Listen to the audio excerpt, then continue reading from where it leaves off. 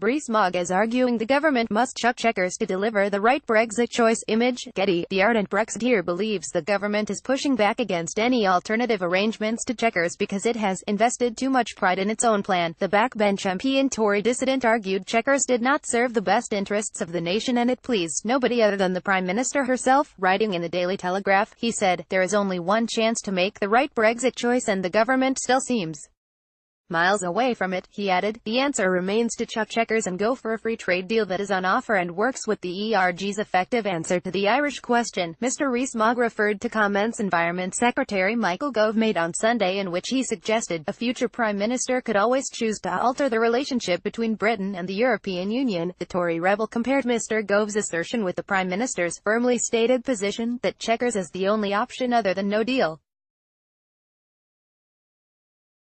He said, "There is a clear inconsistency in these two views. If Checkers could be changed later, why not simply short-circuit the process and agree something lasting?"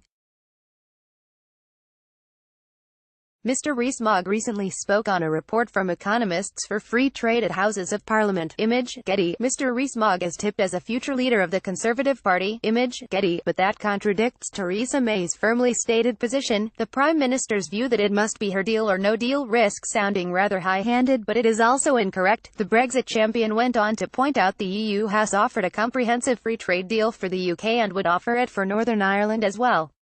But Mr. Rees-Mogg warned the free trade deal would only be struck if the integrity of the single market was safeguarded. Mrs. May spoke at the United Jewish-Israel Appeal (UJIA) dinner in central London on Monday. Image, Getty. He said, "Last week, the European Research Group, which I chair, explained how this could be done in accordance with the EU's own rules. These proposals were given further substance by the reports that the EU is considering compromise and technological solutions for its backstop proposal." Mr. Rees-Mogg explained these conditions could extend to flows between the UK and Ireland. Ireland, the Tory MP argued, has become very important to the bloc because of the volume of Irish trade that passes through the mainland.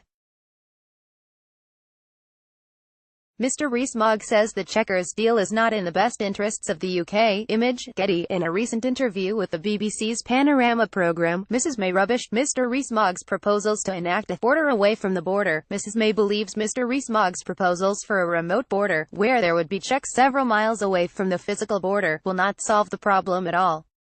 She said, "You don't solve the issue of no hard border by having a hard border 20 kilometers inside Northern Ireland or 20 kilometers inside Ireland. It is still a hard border." Mr. Rees-Mogg has 5 children. Image, Getty. Of Mrs. May's comments, Mr. Rees-Mogg said, "This is peculiar as it is already in existence. For excise, VAT and immigration, the border between Northern Ireland and the Republic is not currently policed at crossing points but administratively, as companies make filings or carry out checks, while customs officers act to detect crime."